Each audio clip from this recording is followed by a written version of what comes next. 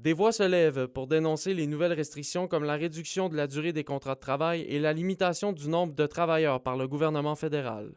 Des entreprises comme Carl et Gingembre ont dépensé plusieurs millions de dollars au cours des dernières années pour faire venir de la main-d'œuvre étrangère qualifiée dans le but de maintenir ces activités.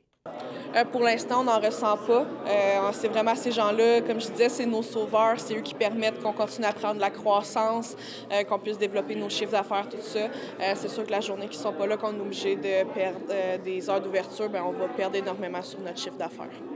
La région ne pourra éviter les effets de ces mesures, selon le vice-président de la Chambre de commerce de Val-d'Or, Sébastien Richard. C'est pas nécessaire aujourd'hui d'avoir les données pour comprendre les impacts que ça va avoir. C'est inévitable que les mesures qui ont été annoncées vont assurément avoir des effets dommageables sur les entreprises. Les chambres de commerce et les entreprises accusent Ottawa que cette politique ne prendra pas en compte la réalité de la région.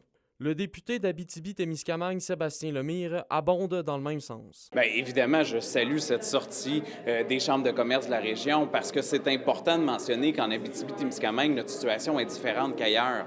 Moi, la pénurie de la main-d'œuvre, notamment, puis les enjeux de la productivité de nos PME, conséquemment, c'est une priorité. J'ai amené cet enjeu-là au comité de l'industrie et on a fait un rapport là-dessus. Et plusieurs réalités de la région ont été mises de l'avant. Patrick Perrault, qui est ici dans la salle, a été invité à témoigner justement au comité de l'industrie sur c'est quoi notre difficulté qu'on a comme région, évidemment, par rapport à la concurrence de l'Ontario, par rapport à tout ça, mais que le fait qu'une entreprise doit investir des dizaines de milliers de dollars pour assurer de continuer d'avoir des employés. La concurrence, elle est forte, mais on n'a pas des moyens qui sont donnés par nos gouvernements de simplifier les choses. Les chambres de commerce de la région appellent la population à se mobiliser dans le but de se faire entendre.